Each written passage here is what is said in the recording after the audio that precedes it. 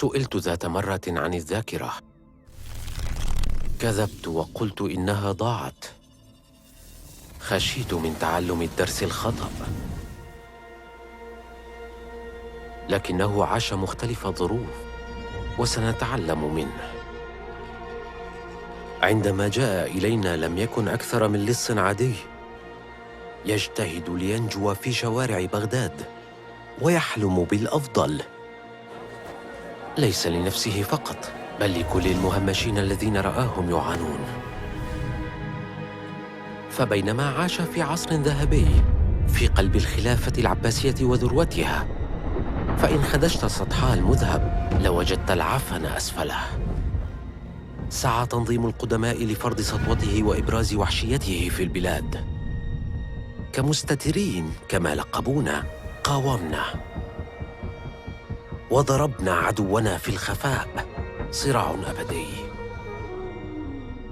منذ قرون كان في قلب الصراع باسم بن إسحاق، شرف العقيدة، تحداها، وعلينا الاقتداء به. جميعنا يخلط بين الظلمات التي نسلكها والنور الذي نخدمه.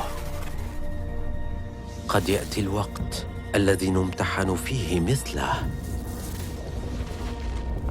أخشى أن ذلك الوقت وشيك.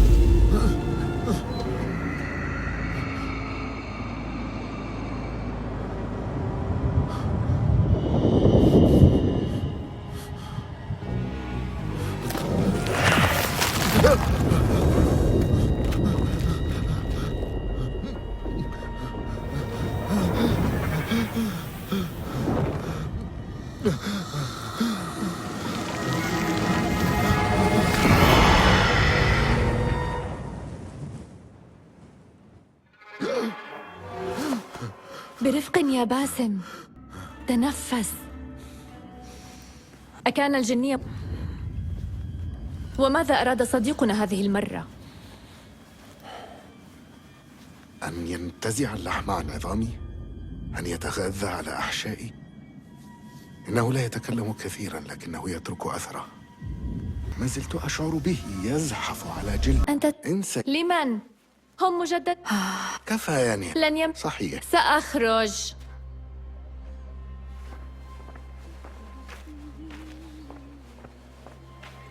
قلت لنهال إذا سرقتها فسيكون بيعها مستحيلا، لكنها لم تستطع أن تقاوم.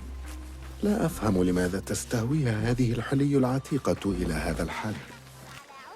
يستمر ضوء الشمس في الانحسار. فلنعجل قبل أن يطول بدرويش الانتظار. لن أتحمل منه عظات أخرى. العقود التي أثقل بها درويش كاهلك ليست بالقليلة. يثق بأنني سأفعلها. أعلم يقيناً أنك تحظى بثقته، لكن هل تظن أنك تحظى بثقتهم؟ أعني هذه الشخصيات الغامضة. أرجو ذلك بعد كل ما جرى.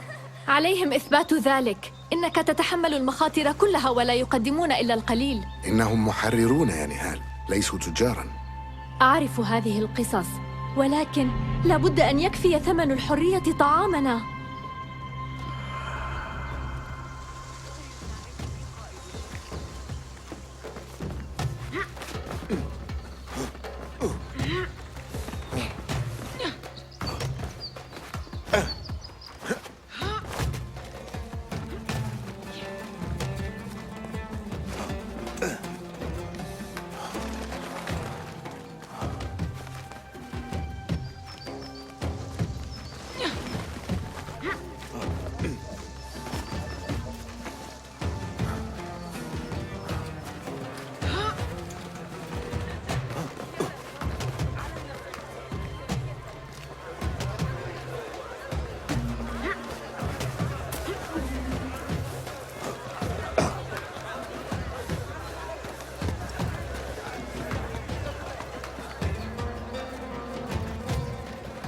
بشأن هذا العقد، لا أريد منك أن تشعر بالضيق من كلامي، إنما أرجو مصلحتك فحسب يا صديقي. لا مانع من التصدي لمضطهدين كما يفعل المستترون. هل تظن نفسك بطلاً من أبطال الغد؟ جلجامش القادم؟ لا، لست سوى ابن خادم للخلافة كرس حياته لتحسين أوضاع قومه، فقط ليهمش وينسى. لكن يشرفني أن هذا ظنك بي، لربما أنوي أن أكون مثله. ليس ذلك ما قلته على الإطلاق. ذلك ما سمعته.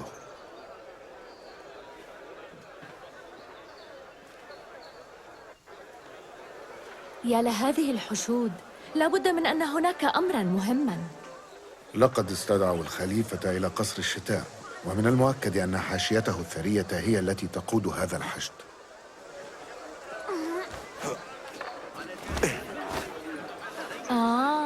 لعلهم في حالة مزاجية مناسبة لتقديم التبرعات. أفهم ما تعنيه. قليل من خفة اليد لشحذ ذكائنا. إذا لم يكفي العقد لإطعامنا، فربما ستفعل الخلافة.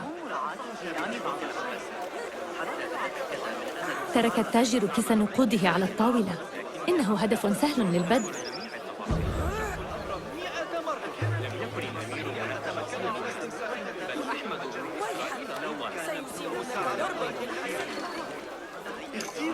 يحسن به المغادرة قبل أن يلاحظوا. مس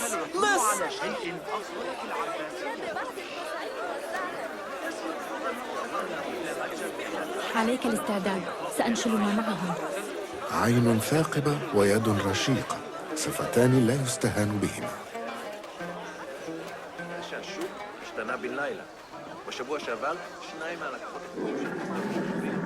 تعالوا وشاهدوا بأنفسكم. هناك ذلك الرجل المزعج، لابد أن لديه شيئاً ذا قيمة.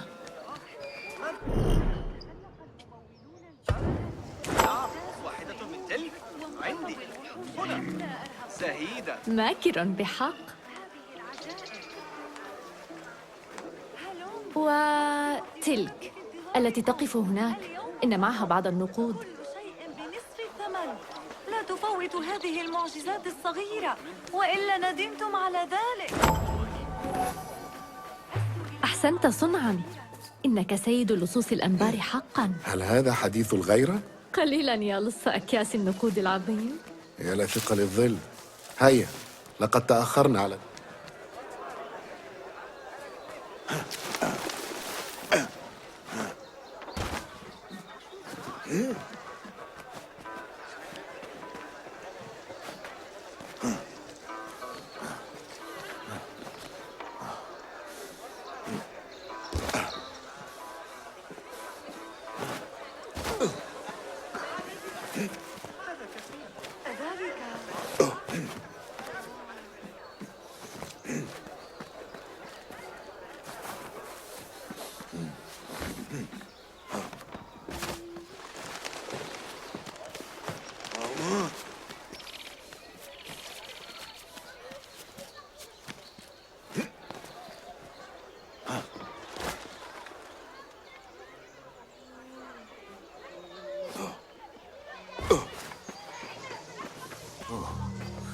إنه باسم.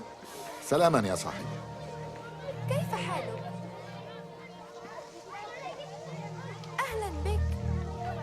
تحياتي. تبدو عليهم أمارات النشاط. ما الحكايات التي سنسمعها؟